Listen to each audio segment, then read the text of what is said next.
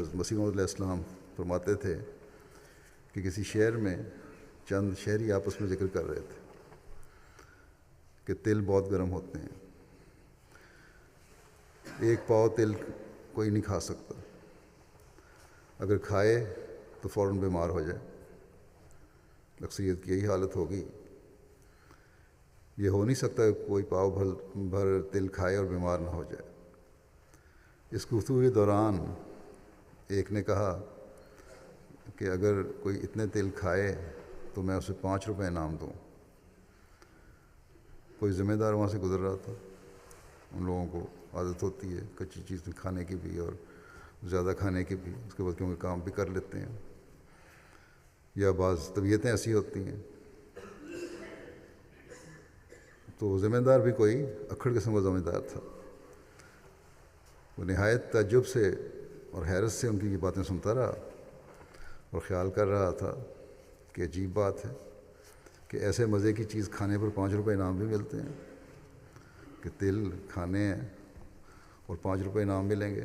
اس نے آگے بڑھ کر پوچھا کہ ٹہنیوں سمیت کھانے ہیں یا بغیر ٹہنیوں کے؟ یہ اس لیے پوچھا کہ اس کی سمجھ میں یہ بات نہیں آ رہی تھی کہ بغیر ٹہنیوں کے پاؤ بھر تل کھانے سے 5 روپے انعام کس طرح ہو سکتا ہے۔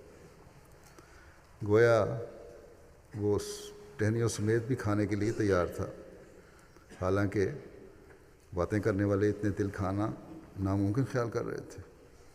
اب ان دونوں کے احساس میں کتنا بڑا فرق ہے۔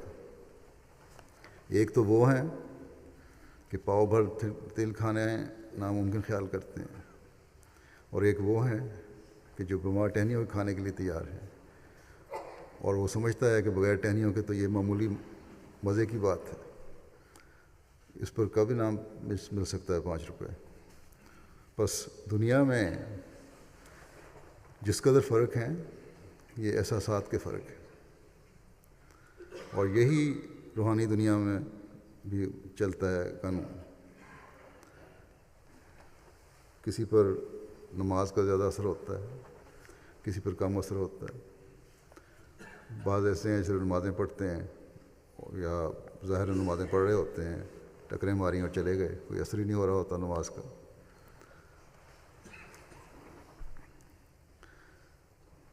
روحانی حصوں کے ثبوت کے لیے انہی کی شہادت قبول ہوگی جن میں یہ حص زیادہ ہو، جن کو اثر زیادہ ہوتا ہو، جو عبادت کرتے ہوں اور عبادت کا اثر بھی ان پر ظاہر ہو رہا ہوتا ہو۔